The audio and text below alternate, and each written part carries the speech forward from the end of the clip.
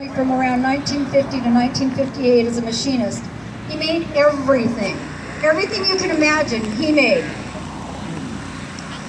In fact, his sturdy coupe was completely fabricated. He made everything himself. And he also owned and drove a dragster in the Antique Nationals. He won that race, and there's a picture right up here of him receiving a trophy from another good friend of ours named Tim Love. And I sent the picture to Tim after I saw it, and I said, "Tim, do you know this gentleman?" And he says, "Oh, we gave out so many awards, I might know him, I don't know." And I said, "No, Tim, that is definitely you." So there's kind of a connection there, which was kind of fun. He won that race. He helped build a car for Skip Hendricks to run at Bonneville, and you should Google him. I Googled him when I read this. And Skip Hendricks is still building cars and setting records.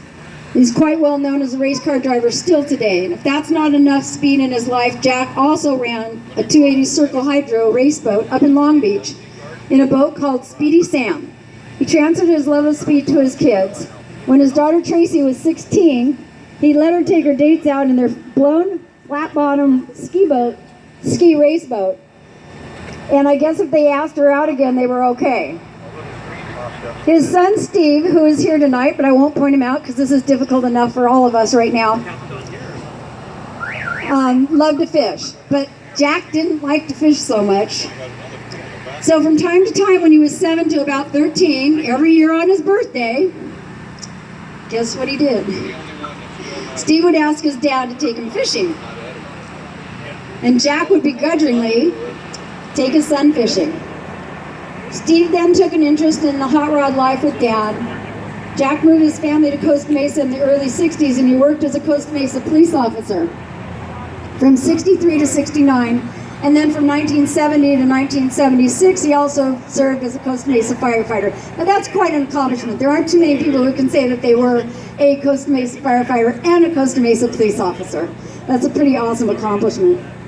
Steve also shared his dad's love of firefighting, and he currently serves as a Newport Beach firefighter. Some of you may remember Jack. After he retired, he became the unofficial Grand Marshal of the 4th of July parade in his neighborhood, and he would always lead it off in his Yamaha quad, dressed like Uncle Sam. I know, a lot of you do remember that. Jack died of natural causes and was 83 years old. He had a very good life. We wanted to pay tribute to him at our December show, but as you know, the wind didn't cooperate with us. But if you knew Jack and remember a story, we hope you'll consider sharing it. I know that Jim Bradford is here this evening, and he has a few things to say about Jack, and we really appreciate that. So, Jim, would you like to say something?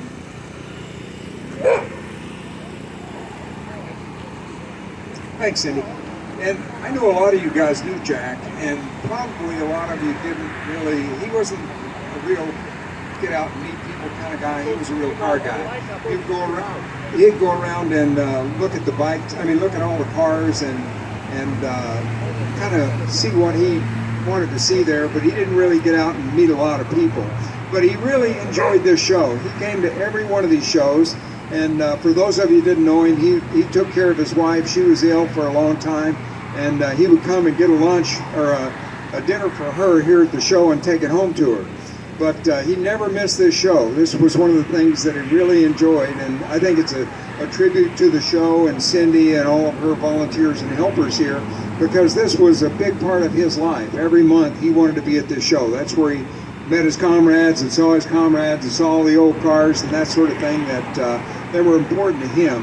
And I talked to him every month because Jack had done a lot of things. One of the things that he did that a lot of people didn't know about, he bored holes in curbs for people for drains out of their backyard. I guess he did that after he retired, and that was kind of a sideline business. He bored a hole in one of my neighbor's curbs, and I went out and saw him, and I said, "Jack, what are you doing here?" And he said, "Oh, listen, I just do this for a sideline." So, you know, he never really retired. He did the firefighting in the police department, built hot rods in his yard, and never quite retired. So, but this show was one of the things that really kept him going. It was one of the most important things in his life, and I just think it's a real tribute to Cindy and all the people that put this show on.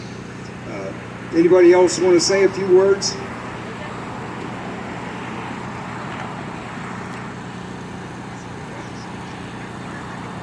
So I think that's what, thank you, Jim. And I think that's what this car show, I won't go back to day one when the car show started and how it started, but looking around here, these guys are they're all friends. This is a community car show, a true community car show. I've thought about giving this up so many times, and every time I do, I think about you guys, and I think about, I'm not going to give it up. I'm not going to stop until you guys stop coming, because I love seeing you the first Friday of the month, and I really appreciate it, and thank you. Don't clap for me, please. You're clapping for yourselves, I hope, and for each other, because you guys are what makes this worth it. If you knew what the 5 girls that put this on go through every month with the city, God bless the Explorers, and God bless the Park and Rec guys that help us set up, and Dan Baker, probably the only one at the city that helps us, but everything else we have to beg and fight for, and it hasn't been easy, especially with Old Council Maturity. I don't want to get political, but it hasn't been real easy, and there's many times that we've wanted to just throw our hands up and say it's just not worth it. Why are we doing this? And then I picture this. I picture these faces, and we talk about it, and it's like, nope. And then you think about people like Jack, and I remember when Jack's wife was ill and couldn't come to the car shows anymore, and we would send, we'd pack up food and send food home for her. I mean, that's the kind of show this is. That's the kind of show Mel's show is. That's the kind of show the donut shop is. That's the kind of show the Balboa car show is.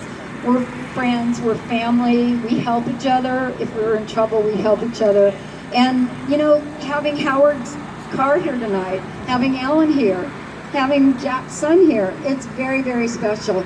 And from the bottom of my heart, I don't say this enough, but from the first Friday Roadshow crew, thank you guys for being here. Thank you for coming back and making sure that we continue this, and hopefully 10 years from now we'll still be doing this, I hope. So thank you very much, and how about we give away some more stuff?